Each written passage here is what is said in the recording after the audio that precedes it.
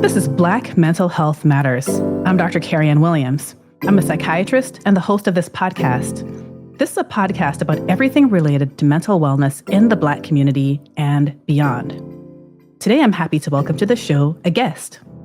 Her name is Dr. Ingrid Waldron, and Dr. Waldron is coming to us from Canada, where she is the Hope Chair in Peace and Health in the Global Peace and Social Justice Program in the Faculty of Humanities at McMaster University. Dr. Waldron is involved in teaching and research, and she's an author, and that is massively summarizing her very long bio. She has a book called There's Something in the Water, Environmental Racism in Indigenous and Black Communities, and that was turned into a Netflix documentary. And this year, she's published a new book, which we're going to talk about today. It's called From the Enlightenment to Black Lives Matter, Tracing the Impacts of Racial Trauma in Black Communities from the Colonial Era to the Present. So welcome to the show, Dr. Waldron. Thank you very much for having me. And so I only scratched the surface of your professional bio. Tell us a little bit more about yourself, your background, and how it's led up to your current work.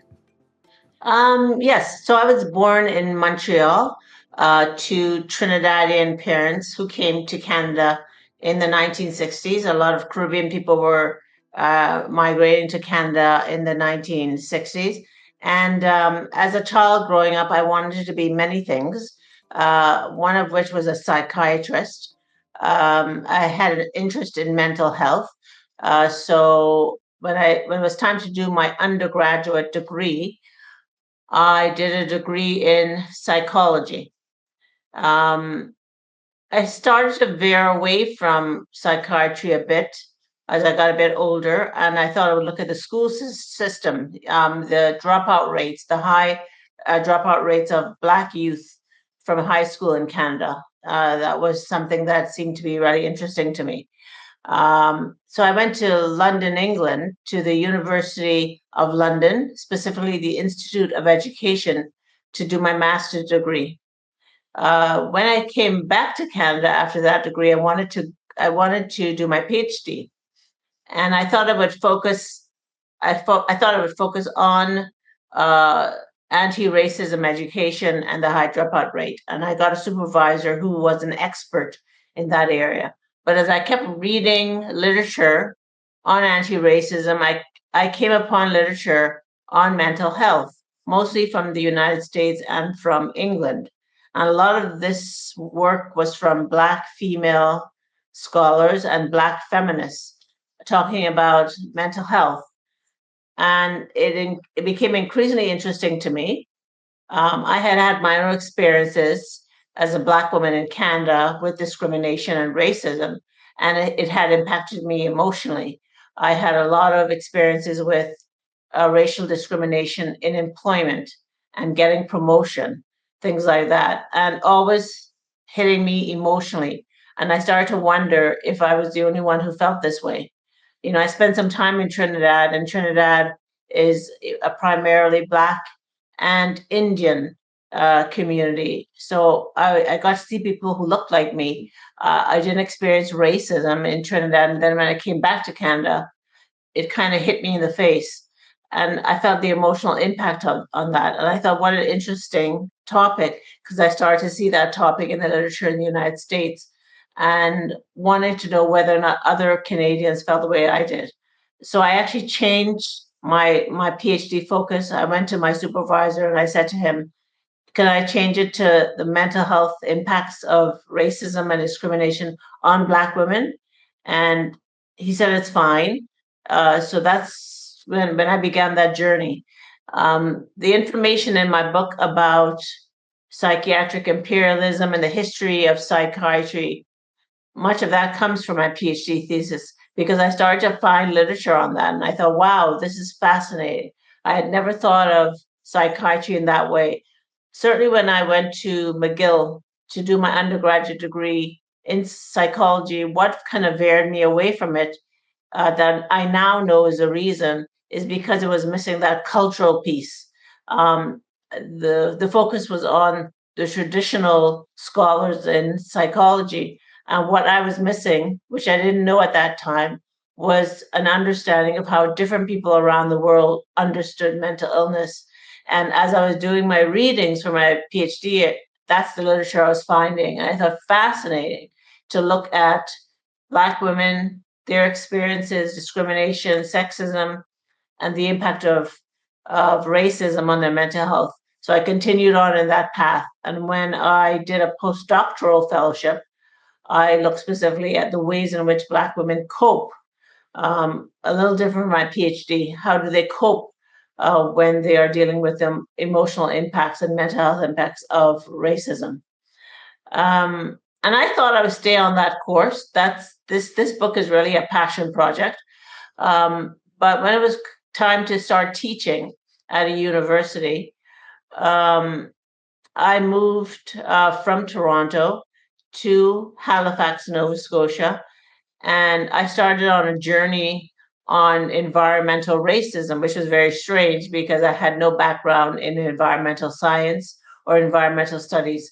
That came about because an environmental activist came to me and asked me to take that on. So during my time in Halifax, Nova Scotia for 13 years, I focused on environmental racism, the disproportionate placement of toxic industry in Black and Indigenous communities.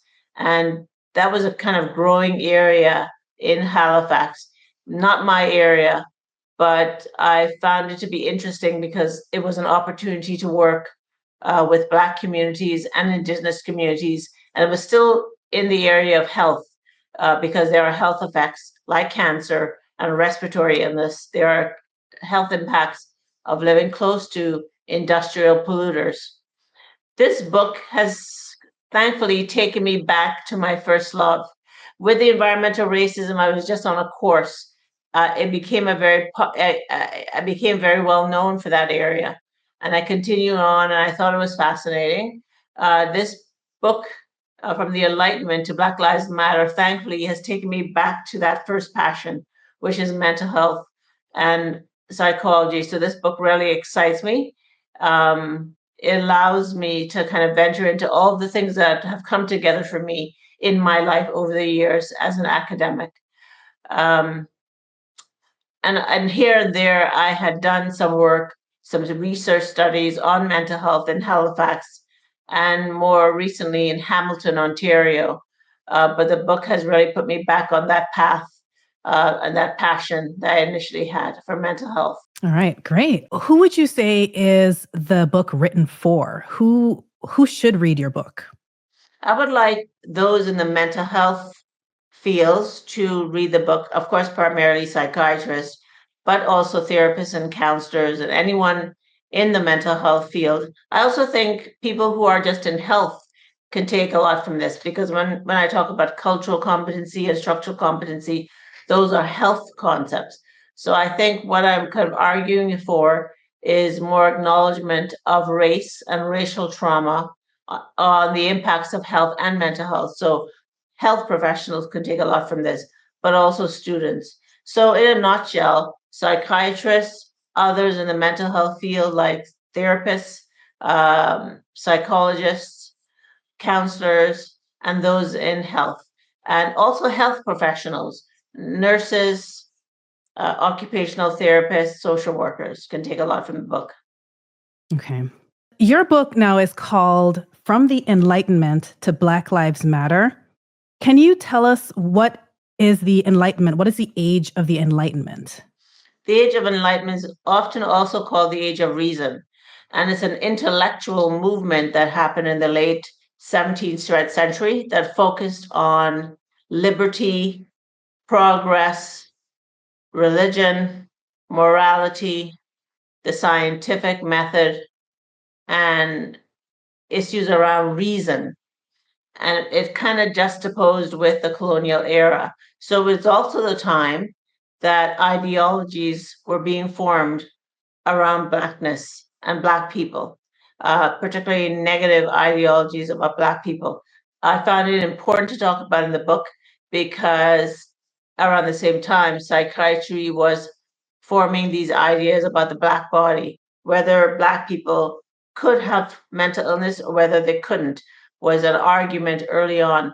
And this happened at the same time during the Age of Enlightenment or the Age of Reason. And this is during the Colonial Era. So all kinds of ideologies were being formed about Blackness and Black people.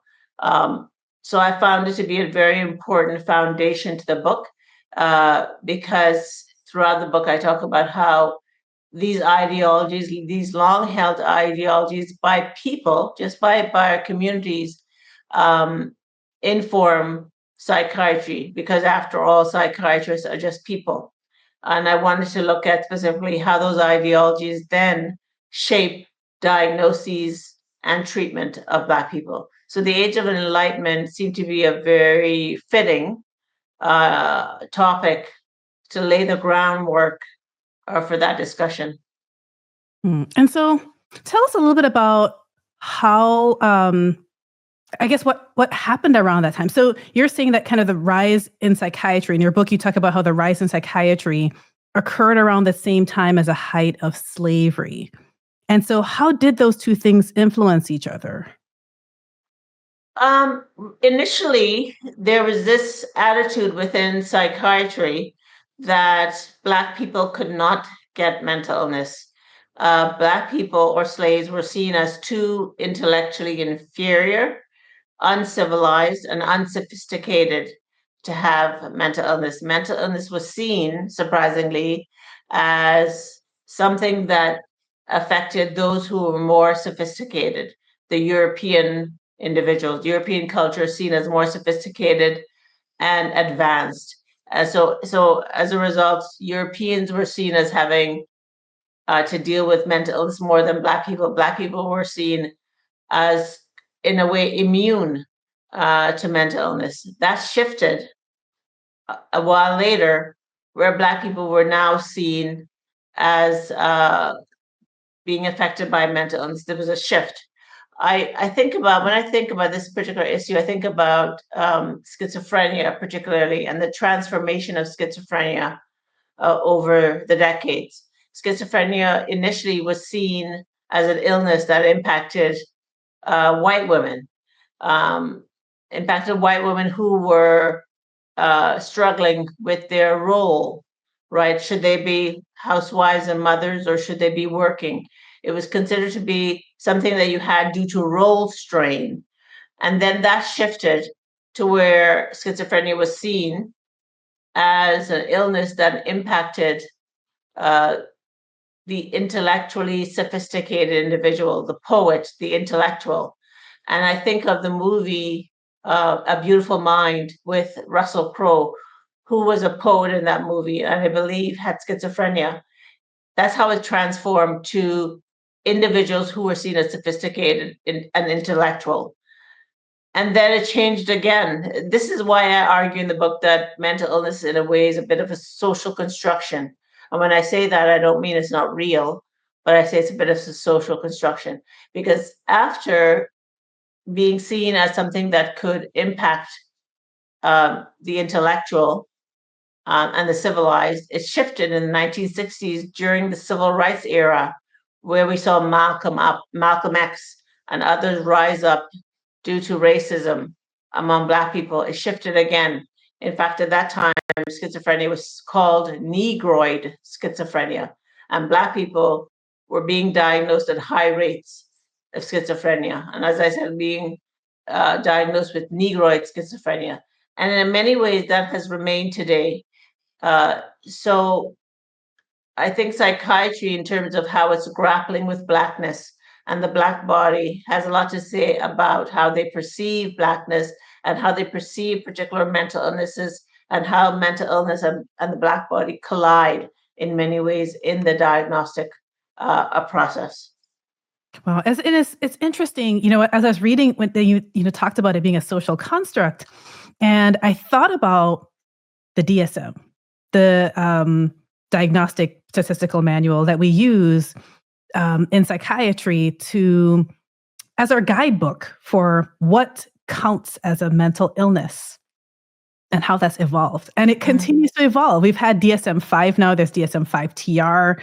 I mean, the way that it handles all kinds of things has evolved over the years. And so you have a panel of people who sit down, the very highly intelligent, very experienced people, they sit down and they decide the criteria for what a diagnosis is. And that has shifted over time. Yeah. And to me, that is part of the construct. Yes. Now, there's a biological aspect, but one of the biggest arguments about one of the biggest kind of criticisms about the DSM is that it sometimes doesn't take into account the biological underpinning. So as a psychiatrist, as someone prescribing, there's sometimes a conflict between, this medication is FDA approved for this diagnosis, but based on the biology, I can use this medication off label for a different diagnosis because the biology links the diagnoses, but the DSM may kind of separate them because we have to kind of find a way to make sense of everything. But that, to me, leans into the social construct part of it, is that we have people that are deciding what mental illness is. Yeah, I think the DSM is obviously useful. It's a handbook. It guides your assessments and diagnoses, but I always have had problems with labels and using socially constructed labels based on a panel of experts, most of whom are from probably a particular culture. And that's what's problematic to me. The DSM has gotten better in terms of looking at culture, looking at how culture might influence diagnosis. What it doesn't do very well is looking at race. And of course, there's a distinction. In my book, I am focused on race and racial trauma. Culture is very different. And psychiatry and psychology have branches of cultural psychiatry and cultural psychology. They've always had that. My issue with the DSM is that it doesn't do so well in terms of understanding the impact of racism on mental health. So it's a useful handbook, a useful guide, but problematic because I find labels problematic, and because I question who is sitting down at those panels and who are making these decisions. Is it a culturally and racially diverse group of individuals? The DSM is going to be informed by the people who sit down on that panel, right? And the decisions that they make and their ideologies, their perceptions of the world. And that's always going to be problematic. Right. There's always going to be some inherent imperfections. And, in your book, you talk about colonialism, the effects of colonialism, the assumptions of the superiority of Western medicine, the assumption that psychiatry is based on objective truth and therefore is scientific. And as you mentioned, you talk about these as ideologies about different peoples and cultural groups in terms of how that affects diagnosis and formulation. Can you speak a little bit more about the effect of colonialism, the assumptions that the assumptions regarding the superiority of Western medicine, and this kind of interplay? It's obviously psychiatry. Psychiatry is a branch of medicine, and globally, medicine. I talk about psychiatric imperialism. Globally, Western medicine, Western psychiatry dominate around the world. It's seen as superior, not only by Western individuals, but by individuals in non-Western countries. For example, I've done studies talking to psychiatrists and mental health professionals from Africa when I was in Halifax. And even they feel that Western medicine is better because they talk about the fact that it's evidence informed. They scoffed at traditional African indigenous knowledges in medicine. They scoffed at it, even though they were African. So this idea of the superiority of Western medicine, that takes hold around the world, and that has a lot to do with how people have been educated. When you come to Canada, you're educated around Western medicine. So that imperialism is a fact. The problem with the Western medicine is that it doesn't take into account other ideologies about illness, other perceptions about mental illness, and other perceptions about how mental illness is expressed. So I'm talking about symptomatology. The ideas that Western medicine has held about the Black body is negative. And it kind of feeds into what I said earlier about the age of enlightenment or the age of reason. There's an attitude about the inferiorize, there's a tendency to inferiorize traditional African medicine, but also medical knowledge from other cultures. They're typically on the periphery. And I understand this notion that Western medicine may be evidence informed. Uh, but what does evidence informed really mean? In other cultures, they have their own understandings of illness that I think should also be acknowledged, that come from their traditional ways of knowing. And I take this up specifically because Black people in Canada and Black people around the world, Black people of the African diaspora have very, very, um, they have specific ideologies about mental illness and how mental illness should be treated. And I'm arguing for not not getting rid of Western medicine, but for mental health professionals to be able to meet their patients halfway. One important thing, being a psychiatrist or a mental health professional or a health professional, is trust and building trust. And that means meeting your patient halfway. And if your patient is coming to you with cultural understandings of mental illness, how they feel mental illness originates, how they feel a mental illness should be treated, I believe health professionals should be able to meet them halfway in order to build that sense of trust. So Western medicine has dominated the world and continues to dominate. And what I'm asking for in the book really is just that we open up our curriculum to other ways of knowing, other ideologies, to take that into account when we are educating students, but also when we are in the clinical setting.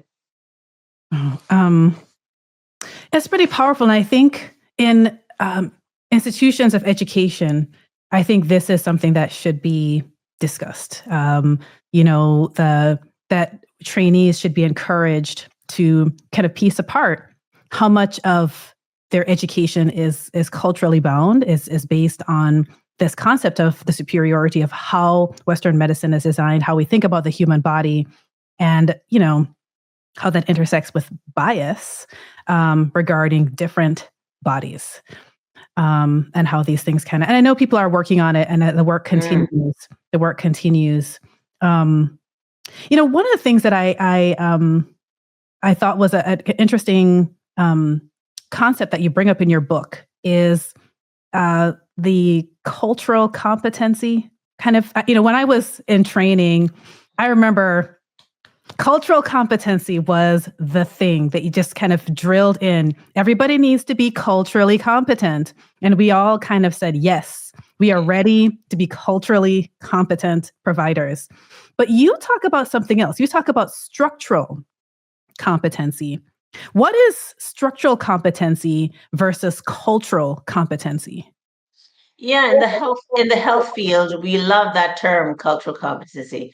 One issue I have with it is that we also need to be competent when we are thinking about gender, when we're thinking about sexual orientation, LGBTQ communities. We need to be competent in many ways. So just the fact that we're using the term culture does not entertain those other identities. There's such a focus on culture.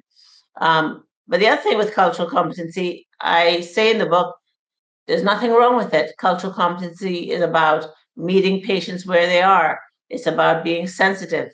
It's about being empathic. It's about understanding their worldviews. I'm certainly not saying we need to stop doing that. I'm saying in the book that we need to transcend it. We need to move beyond it. So being patient, empathetic, sensitive, understanding the worldviews of our patients. That's cultural competency. Very important. It's also about understanding, as I said earlier, it's about understanding where they come from ideologically around how they understand health and mental health and how they understand treatment. Being open to listening and to understanding the cultural orientations of your patients. What's problematic about it is it doesn't go far enough. So I talk about structural competency as a concept that will tackle those upstream factors. So you can be as culturally competent as you want, but if your client keeps coming back to you because they have mental health impacts from unemployment and food security, and those are ongoing issues, and they are dealing with the challenges of everyday life that cannot be addressed through empathy and sensitivity, while those are important, then it's also your job as a health professional and mental health professional to help and support the patient in addressing those upstream factors. In our society, our upstream factors are poverty and low income and decaying public infrastructure and food insecurity, housing insecurity, and job insecurity. I'm not saying that psychiatrists need to take on another job. Many of them would say, that's not my job. And I would argue that it is. If you're not helping your patient deal with the challenges of everyday life, those challenges are often the challenges that impact on their mental health. If we take a structural determinants of health approach, we know that issues of education and low unemployment and unemployment and food insecurity and living in communities with poor public infrastructure are structural determinants of health that weigh on people's mental health and their health. Then we need to find a way to partner with other individuals in those sectors to address the patient's mental health issues. So is what structural competency is about. Structural competency says that there's an illness, a pathology within our social systems, whereas cultural competency sometimes could try to target the pathologies within the individual. When I think of Canada, for example, we have migrants, high level migrants coming to Canada. And often, psychiatrists might say it's just that they haven't adapted well to Canada.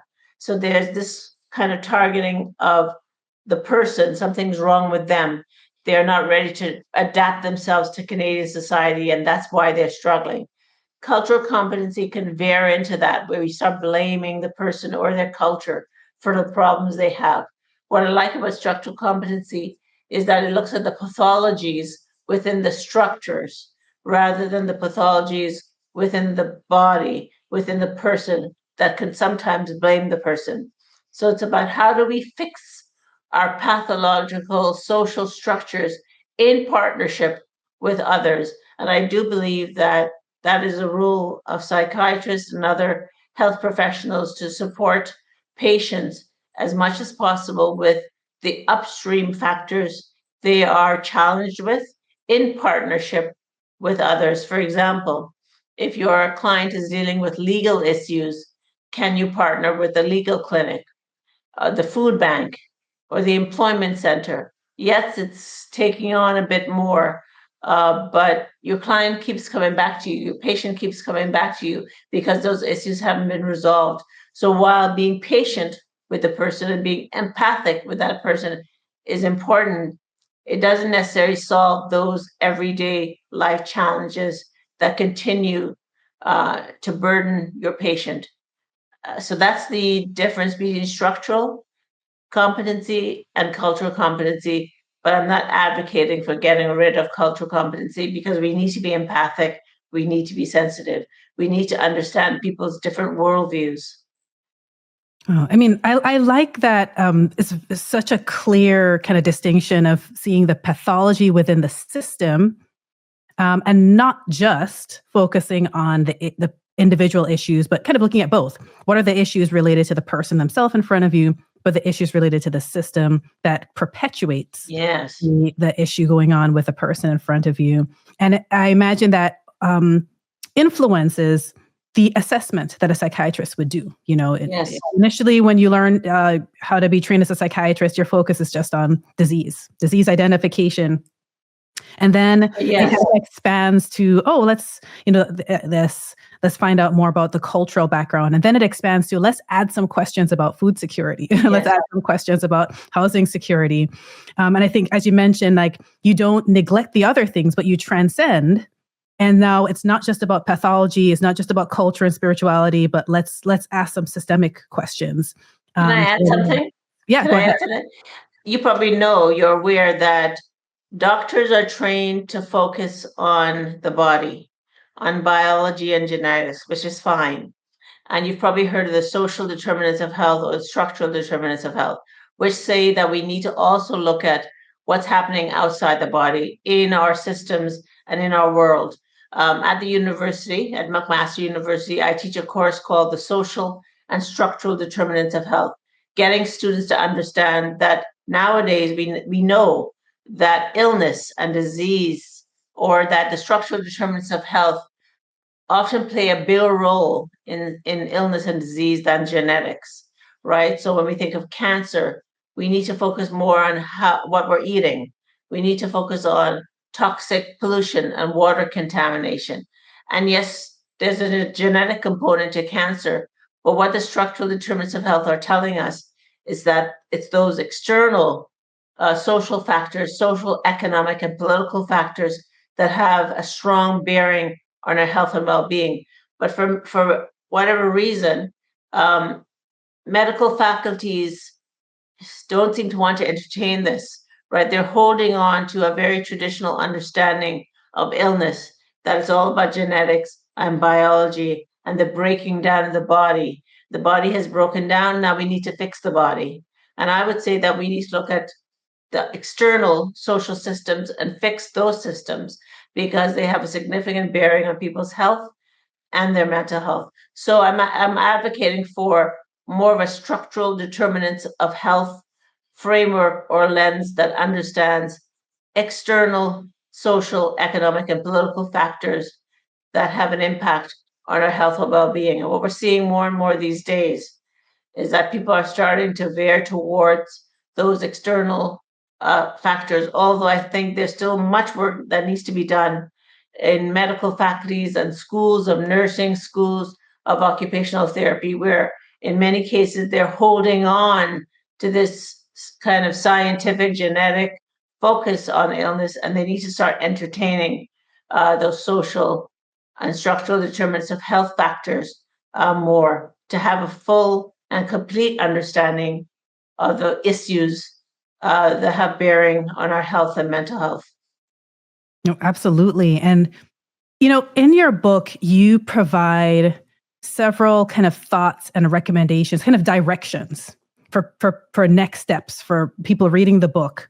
And could you share just some of the top, kind of considerations for people as we kind of think through what can we do next? I'm advocating for a very holistic approach that would begin with education and training. As I just mentioned, we need to educate students who are future health professionals and mental health professionals and psychiatrists. We need to educate them properly within universities. I would say first step is a social structural determinants of health approach, more courses on social and structural determinants of health so students understand that illness is not just about biology or genetics.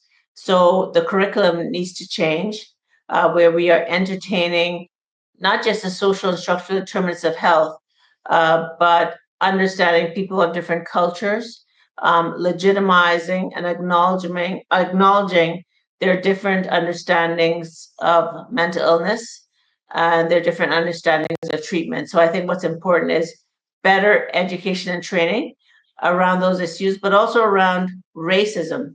Racism is the topic that I think people are staying away from. Yes, we were progressing around culture, but culture is not race, right? So I think we need to talk more about racism as a legitimate structural determinant of health.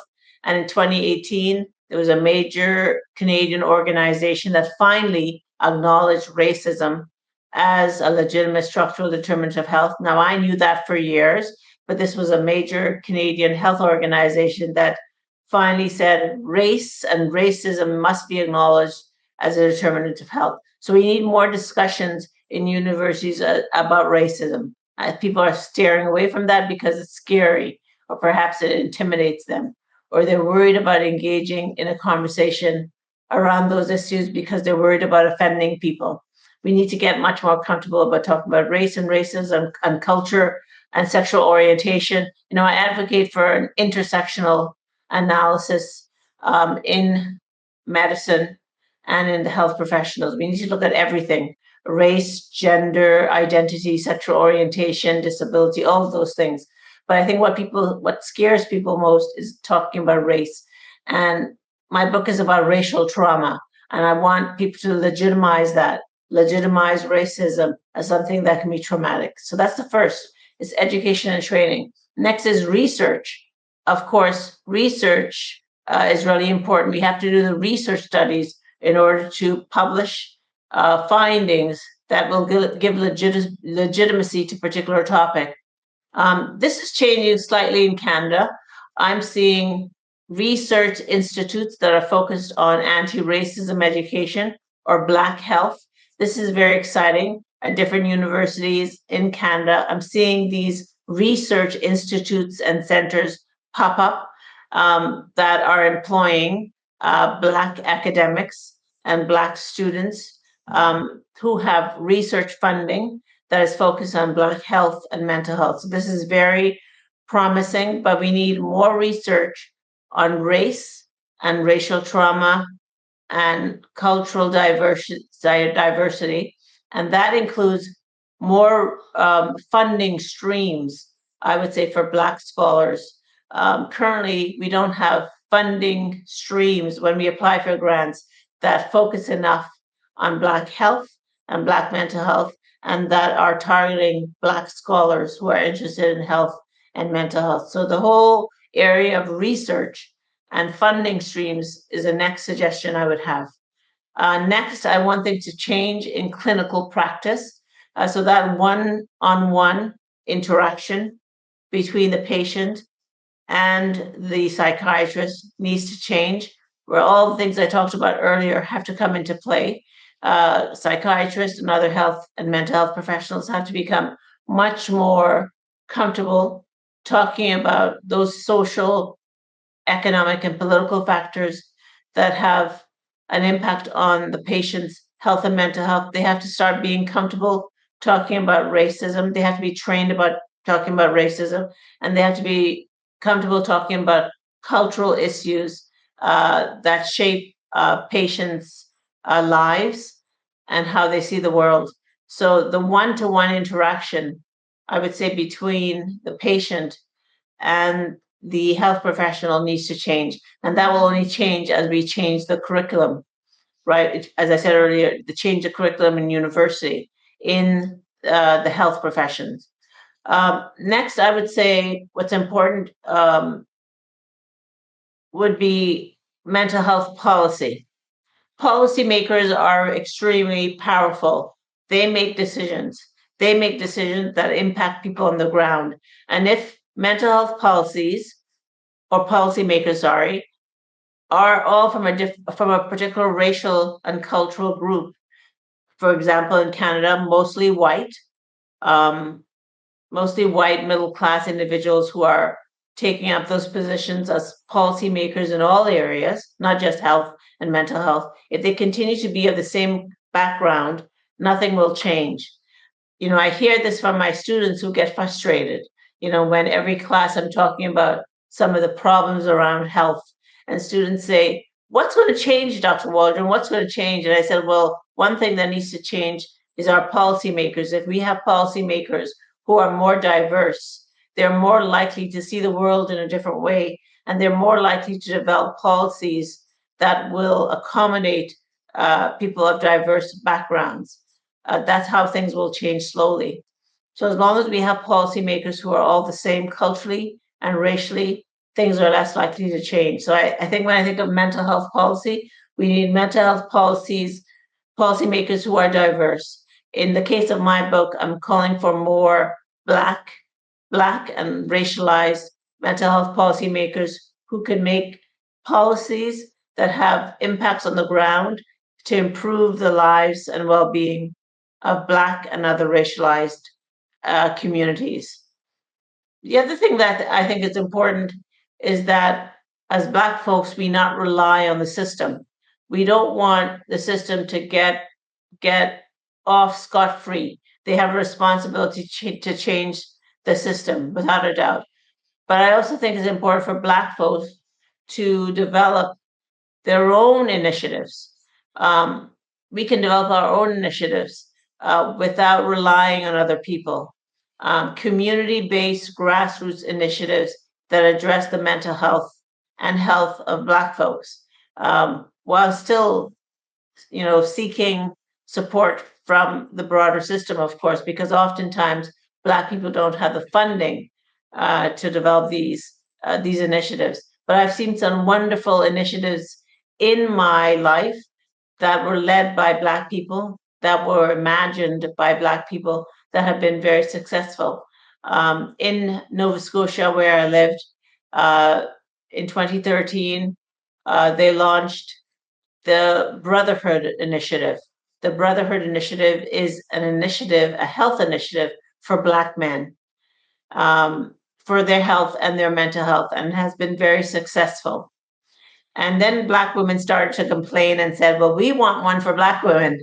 And I was asked in 2019 to conduct a study in order to produce data that they could use to create a similar initiative for Black women.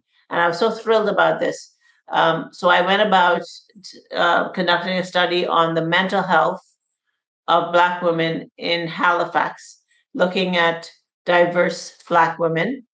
And in the next, I would say, in the next 3 years, that program had launched. We now have what is called the Sisterhood Initiative in Nova Scotia, the first ever health service for Black women in Nova Scotia and perhaps in Canada. And this is addressing Black women's mental health needs. So this is being led by Black folks. And it came out of the study that I did on Black women's mental health.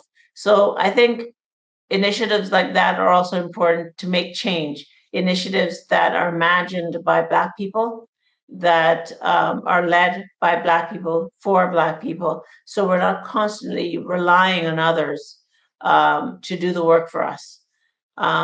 Those are some of the changes I would like to see. I think it's rooted in education and training at universities. It's rooted in research. It's rooted in funding streams for Black health and Black mental health, for Black scholars and students. It's rooted in the clinical interactions between the patient and the health and mental health professional who hopefully has been trained in medical school. So it goes back once again to the curriculum. And it's about those grassroots initiatives led by Black folks, so they're not completely reliant on the system to address some of their issues. I'd like to see more of that. Those are some of the main recommendations I talk about in my book. Wow. I mean, and I would encourage folks listening to consider purchasing this book. I feel like, as I read through it, it's the kind of book that you can use to teach other people. So, when you read it, you learn for yourself, but also, you can use it in teaching curriculums. I don't know if you intended for it to be used as a textbook at all, but I feel like it would be a good textbook for, a mini course or seminar, or even to kind of summarize into a kind of a series of 2 or 3 lectures for trainees. I feel like it covers so many years of research. Yeah. It really pulls together just my passions and everything that I've learned, I think, over the years that have interested me about health, Black mental health, and racial trauma. What I've read from the United States and from England, fascinating stuff in England as well, particularly around schizophrenia. There was a hero of mine. He died earlier this year. His name was Dr. Suman Fernando. He was a psychiatrist and a scholar, and he really led that movement around schizophrenia and how schizophrenia is problematic because it seems to target Black people and Black men. So I love the literature, the work that I've read in the UK, and of course in the United States. This work is unfortunately in its infancy in Canada. But it's been a thrill writing this book. Once again, a passion project. It just flowed from me because it felt so easy, because I love writing it. It was everything that I wanted to say in one book. And as you can see, each chapter takes on a different topic, but they're all very interconnected in many ways. They take up a very different topic around mental health. And I really hope people read this book and take a lot from it, because I think there's a lot to take from it by folks in the health professions and in medical school. There's so much there to learn and to acknowledge and understand, and to not take it personally. I think it's easy for mental health professionals to take it personally that I'm criticizing them, but we need a change in the mental health system. And it's happening so slowly that this book is a bit of an urgent call to make that change. And so if people want to get more information about you and your books, where can they go? I have a website at McMaster University. We're all on this website, all professors, called Experts, the expert site. If you type in Ingrid Waldron, Experts, McMaster University, you will find my page. You will also find my website called the ENRICH Project, where I focus a little bit more on environmental racism, but I've also posted some podcasts I've done on this book, similar to yours, over the past year. You will find my other work on environmental racism and health at the ENRICH Project website. Okay. And then rapid fire. I always like to ask my guests at the end of a show, what are 5 things that they do just for their own mental health, just to boost their own mental health? Well, I have a living room that I love to go to, where I take off all my lights. I have big windows, and I have a chair and a chenille blanket that I put around myself, and all the lights are off, and I just look out the big windows, and it gives me such peace. It's been so important. I do sometimes do that before I go to bed. I just stare out the window and I empty my mind, and I look out these big windows, and that gives me a lot of peace. So that's one thing I love. It's not exactly meditation, but it allows me to clear my mind. The other thing I do is I love to walk. Walking is very good for mental health. You can just Google it. Walking has so many positive impacts in terms of your physical health, but also your mental health. And it also staves off things like dementia and other brain health issues. So I love to walk in my neighborhood. That's something that also gives me peace, and walk amongst nature and trees. The other thing I like to do is I love to work out. So I have a personal trainer. And of course, working out, going to the gym is also good for mental health. Those endorphins start to roll. You feel better when you leave the gym. When I enter the gym, I'm a bit sluggish. I'm probably of lower spirit because I just got out of my bed. When I leave the gym, it feels like I'm on a high. I feel different. So I have a personal trainer. I go to the gym and I'm with my personal trainer about 4 times a week. That's really important to me. And we know the mind and the body are connected. When my body feels good, my mind feels good. The other thing I love is going out to dinner with friends. I love going out to dinner with friends. About 5 friends, finding a nice restaurant and having great conversation lifts my spirits. And I also like to go to the movies. And I'm not somebody who's shy to go to the movies by myself. I've done that a lot. I'm very comfortable by myself. Sitting in a movie cinema by myself and watching a really good movie also lifts my spirits. It's something I've been doing for years, and it takes me away from the challenges of life, and it allows me to enter another world. So going to the movies is also really important. Of course, things like travel, are also very important to me. So I think those are some of the things that I do, or some of the things that I'm engaged in that tend to lift my spirits and improve my mental health. Well, thank you so much, Dr. Waldron. It's been such a pleasure to have you on the show today. I will definitely be reading and rereading your book and sharing it with trainees that I work with. And I want to thank you, listeners that are out there and viewers. Thank you for joining us today. That's it for the show today. Take care and have a great week. Thank you. Thank you.